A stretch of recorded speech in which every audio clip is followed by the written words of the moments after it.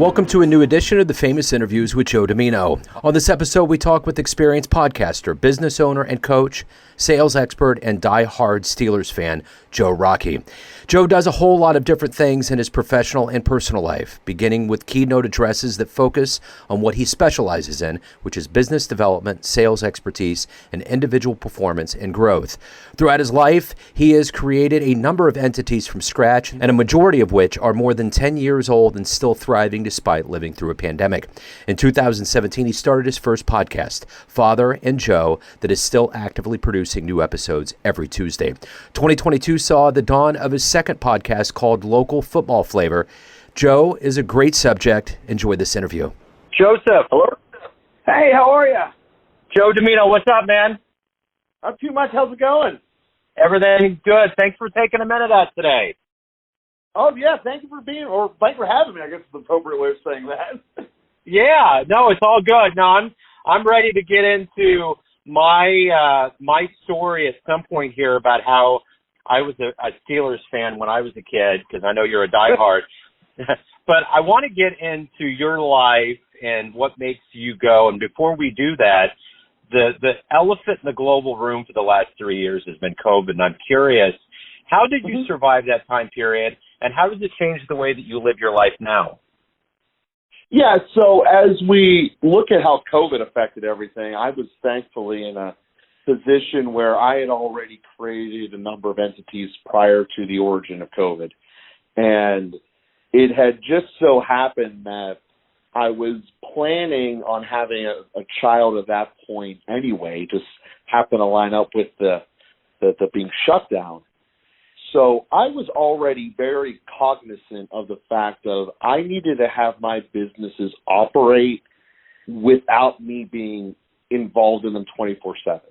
So starting roughly in 18, maybe 17, I really started hammering into trusting the systems I built and having the businesses run appropriately without me. And then obviously when COVID happened, it got put to a much higher extreme when we weren't allowed to see anyone. I'm sitting here in Pittsburgh, as you mentioned there, and we were the fifth hardest shutdown state, according to some of the studies.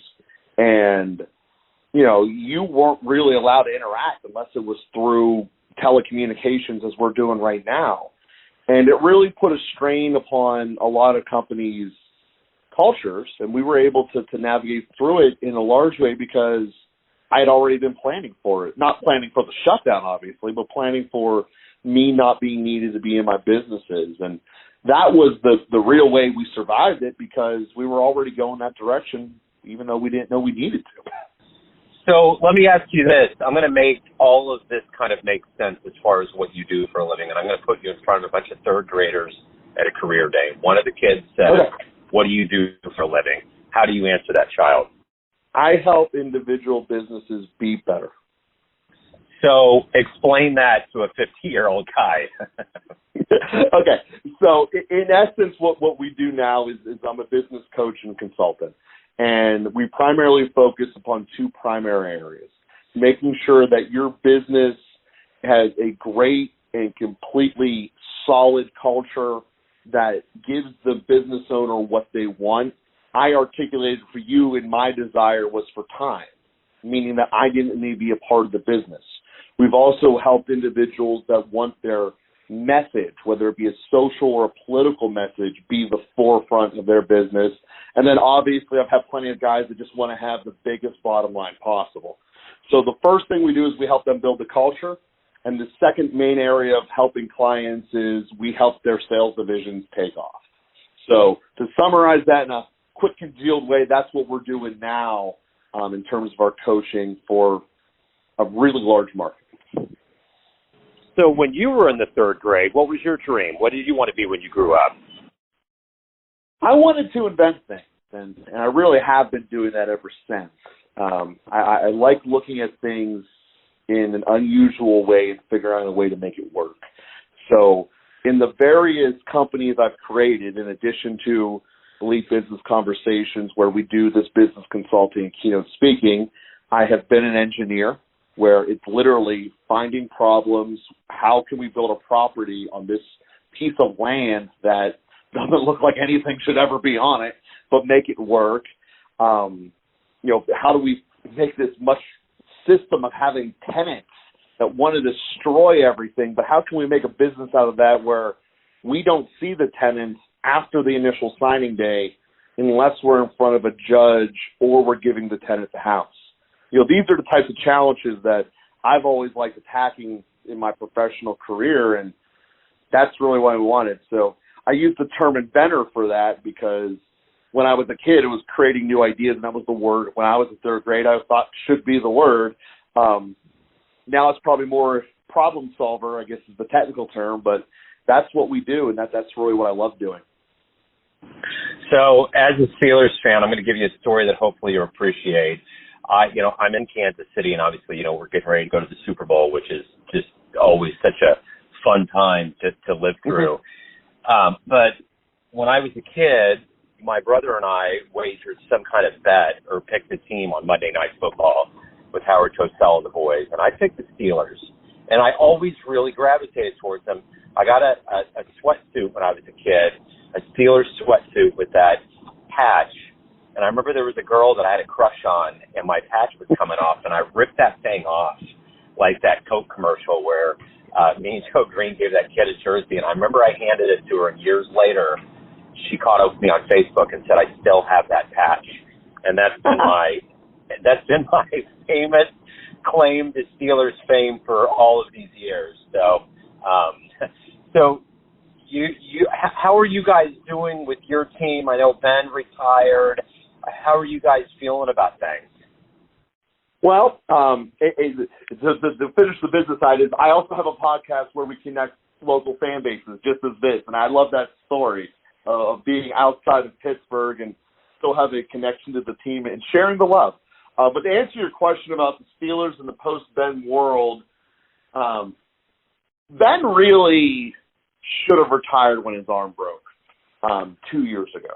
He came back, couldn't throw the ball 6 inches, then came back again because the owner didn't want to fire him. And the reason the Rooneys don't want to fire him is the Rooneys don't look as their team on a year-to-year basis. They look at it as generational basis. And when Bradshaw left, there was not much love between the organization and him. And they did not want to do that to Ben. Ben being the face of 20 years of their team. So they let him come back for the final year. And while the owner said we weren't allowed to outright cut him, the coaching staff knew he couldn't throw the ball. So they brought in the person who they knew that Ben Roethlisberger hated the most on the coaching staff and made him the offensive coordinator, which for all the people out there who are hiring personnel, that is the absolute worst way to make a decision for picking a manager. But nonetheless, that's how we got our coordinator of Canada. He's not capable of being an offensive coordinator. He's capable of rubbing people the wrong way and making them not want to be around. That's how Ben left. But as a result, when he had the wheel this year, and the first thing that they did when free agency hit roughly this time last year is they went out and got Mitchell Trubisky. They got him in the first 3 seconds of the tampering period. So all your nuts in one basket, Trubisky. Then the very, very first opportunity they could to undercut the big free agent signing, they did with their first-round draft pick by drafting a quarterback, essentially negating the fact that the Steelers have never had cap money under Ben Roethlisberger because it's all been paid up. Now we finally have it, and we just showed a giant red flag to the NFL saying that even if we hire you, we might not even keep you, which is great. So long story short, Trubisky's here. We give him 4.5 games. He throws more interceptions than humanly possible. Then Kenny comes in, who's a rookie. He's fine. He's a very good quarterback when his feet are set, but Matt Canada believes that everything should always be in motion except for his receivers. And Kenny does get happy feet when he's in motion. He throws inaccurate passes, and the receivers tend to be standing next to each other in the same hole of the defense. So for anyone who's drawing an offense, putting 2 receivers in a 5-yard box to each other is a horrible system. And that is proven by the fact that 6 of Kenny Pickett's interceptions this year were caught by a defender covering the receiver the ball was not thrown to, meaning that they were so close together, the second defender could catch the ball. Horrible way to draw an offense, completely impractical. But that being said, we do have the Defensive Player of the Year, and as long as they can hold the score under 13 points, we have a chance. But that's where we're at in Pittsburgh. Very sad that this is the state of being, but it is what it is. Yeah, I know. We've lived that in Kansas City. We went 30 long years before we got to that point in 19. So, yeah, things can turn around for sure.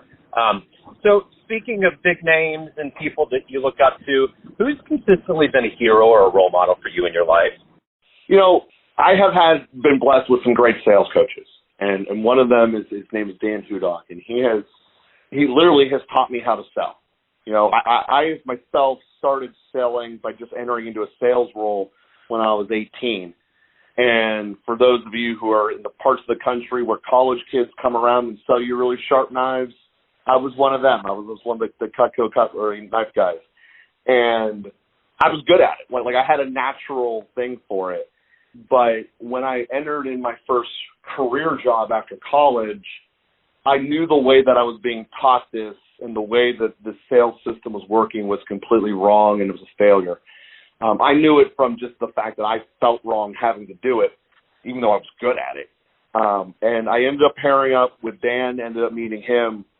And not only did he teach me how to sell in a way that is much more effective, it was also a way that I felt was much more ethical and good.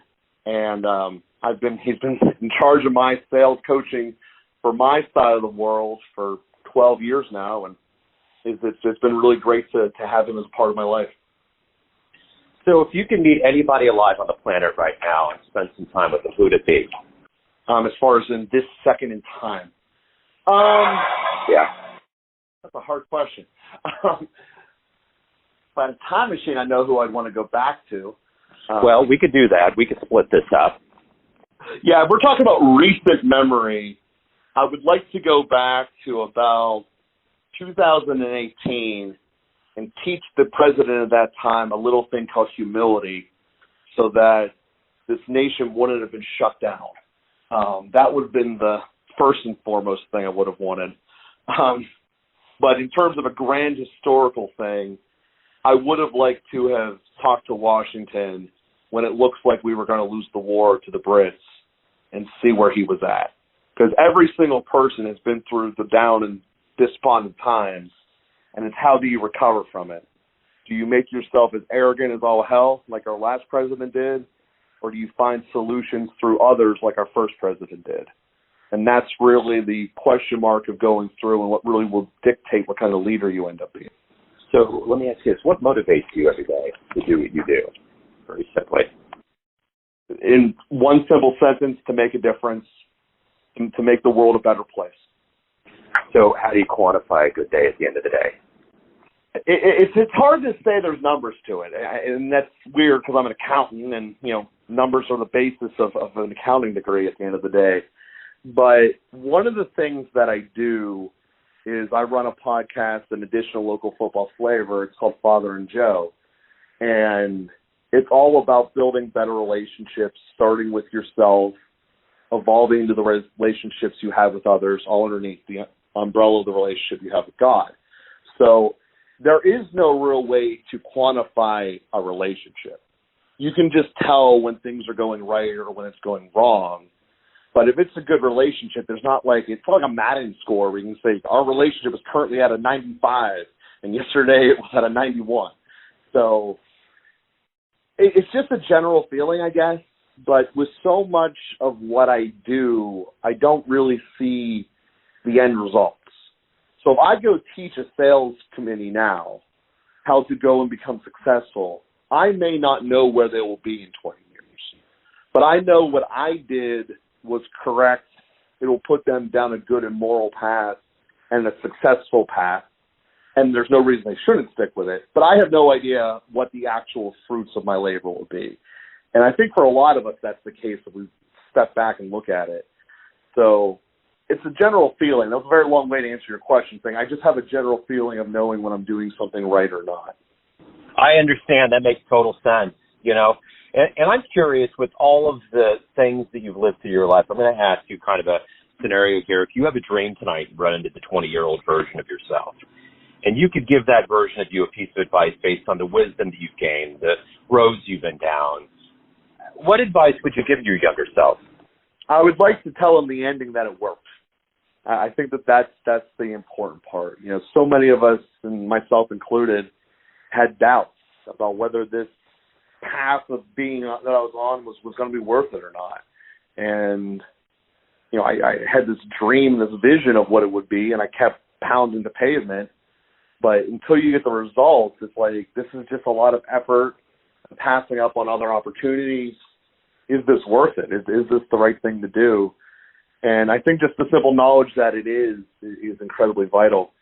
And it makes me think of, at the same time, in maybe my mid-20s, is when I read the book of Tim Ferriss's 40-Hour Workweek, and he gives an analogy at the beginning of the book that I think is pretty good, is that if you start a diet plan and you're committed to it, it eventually becomes hard around the second or third week. And you might not see the results yet. You saw the initial shock down from the water weight going away, but you're not really getting any of the results. But if you knew that it was going to work, no doubt, in 20 minutes or in 20 days later, you would stick with it. But most people hit that wall. They get frustrated that the results aren't coming fast enough, and then they return to what they were doing beforehand and normally blow up and weighing more weight.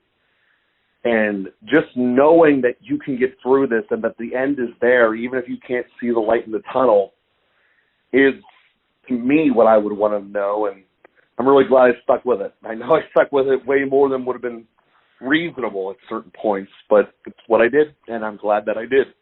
You know, it's interesting, you know, because I think all of us, to a certain degree, most of us in our adult years, you know, kind of look at our mortality and decide to do things. And I remember when I decided to really make some changes, that after 90 days it's a habit. You know, there's that whole thing where if you really stick it out, I think that was what always drove me, was that it's going to become something that if you do fall off the wagon for some reason, you can get back on because you've made it a habit. It's a habit. It's not something that's fleeting, you know? Yeah, that's true. So let me ask you this. You know, obviously as a sports fan in the realm of sports, if you could go back to any moment in sports history and watch it firsthand, what would it be? Santonio catching that Super Bowl touchdown in the back corner against Arizona. That whole game, really. I think that's the best Super Bowl in NFL history. That's the one where has Harrison get his pick six and go running the entire length of the field. Obviously, Ben leading that drive of catch to San Antonio with like 7 seconds left. The Super Bowl 53. Yeah, 53, yeah. So let me ask you this, and you probably aren't as invested in this, but I'm just curious, from people on the outside in the country, what's your take on this Super Bowl? Who do you think's going to win it? I know you said you were in Kansas City, but I have been on the record on my show since October 1st. The Eagles are the best team in football. The Eagles are the team that I believe every team should strive to be. They're built to win in the trenches. They have an incredibly good defensive front, which pass rush is something as a Steelers fan I am biased towards. I believe it's way easier to beat a defense with a pass rush than it is with an elite secondary. And at the end of the day, I've been riding Philly the whole time. Now, admittedly, I thought they were going to play Buffalo. But that being said, I still think Philadelphia is the best team in the NFL. And when I look at how Mahomes was against that pass rush at Tampa, I think it's going to be very similar. And at the end of the day, without Tyreek there, I think, or Hartman, given his injury, I think that this might be the game where it finally catches up. You know, in Kansas City, you guys run a very dependent upon Chris Jones defense. And if he gets shut down, which Cincinnati was not able to stop him, one of the more overrated offensive lines in the league, if he can get shut down, Kansas City will have to rely upon the blitz. And the one thing you should not do is blitz a read action team that's doing as good as as what Hurts is, because Hurts, just wait for your blitz to come. He'll catch either Brown or Smith in the back, in 7 yards downfield, and it'll be a race. And it's not a race that most people win catching Devontae Smith. So that's how I see it coming. Obviously, it's going to be a close game because Mahomes never says die, and that performance he put on against Jacksonville, where it looked like no human being should be able to survive that leg injury he had, and comes out at halftime like nothing's wrong. Like, dude, like, what did they shoot into your body? So never say die with Mahomes, but at the end of the day, I do think that this will be a Philadelphia victory because I think that they have, like I said, the defensive front to be able to make life very difficult for a Kansas City offense. Fair enough. So let me ask you this, getting back to the core of who you are, everyone has a perception or an idea of who they think you are, your family, your friends, your clients, but ultimately you live your life. What's your perception of you? Who do you think you are? At the end of the day, I hope that I'm coming across as someone who makes a difference. I mean, that's what I believe that I'm doing in a lot of different capacities and constantly exploring different ways to do that. But at the end of the day, that's what I think I am, is someone who's making a difference and trying to make lives better for other people. What's been one of the best fan or client responses that you've ever gotten from the work you've done? Well, it's not from Local Football Flavor, I can tell you that. I've never done a video where someone was perfectly in love with it. Talking to Cowboy fans right now. But that being said, we have gotten some very, without giving names away, the most meaningful one I think I got was from a wife of an owner. I don't even think he knows she wrote this to me. But she basically, in so many words, thanked me for giving her life back, her husband back, and their family back. Because he had been going in such a stressful direction that this business was not doing what he wanted it to. The business had become his life. And he had neglected his family, his wife, his marriage. And at the end of the day, we were able to correct that life balance problem and make the business more successful without him in it, which was an ego's hit for him for sure. But at the end of the day, when he saw what it was costing him in the bigger picture, rather than just at the office, but in the rest of his life, it really changed him. It definitely changed their family. So the letter that I received from that was certainly the most emotional and meaningful on that level. Joseph Rockey, if anyone out there wants to listen to your podcast, know more about you, hire you, anything revolving around your world, where do they go? Find me at elitebusinessconversations.com. We'll set up a 10-minute chat and see if we could be a good fit for each other. You can also find me at my various podcasts. Local Football Flavor is on YouTube, and Father and Joe is an audio-only podcast that can be found anywhere you can get those. Again, that is Father and Joe, Local Football Flavor, and elitebusinessconversations.com. Well, hey, Joe, thank you for taking time out. I appreciate the insight into your world, the football knowledge. Good luck with everything. And, we're all on, I think we're all on pins and needles here in Kansas City for Sunday. It's just fun to have that unity, like you had mentioned, with previous presidents and people and politicians that divide us, like sports brings us together in that really, that magical way. So, it'll be fun, man. Yeah, and like I said, that's the beauty of Local Football Flavor. Connecting other people's fan bases, even if they're in a state that's a different color than yours, you can learn that, those Cowboy fans have just as much passion as the Seattle ones and the Patriot ones. And, yeah, they might have different elements of what their team's going, but most of them have a lot of things about their team they don't like and they wish were different, Zeke. And you just go from there. So that being said, I love all the Cowboy fans that vigorously write me about how the Eagles are the best team. Keep the comments coming. We greatly appreciate it. Cool, man. Hey, again, it was wonderful to meet you and talk with you. Good luck with everything. I appreciate it. Well, thank you very much. Thanks for tuning in to another famous interview with Joe Dimino, where we cover the world of art, literature, business, spirituality, music, sports, and more from around the globe. If you want to hear more interviews, visit the Famous Interviews with Joe Dimino channel on YouTube. You can also find us on Spotify and Apple Podcasts. Thanks again for listening, and until next time.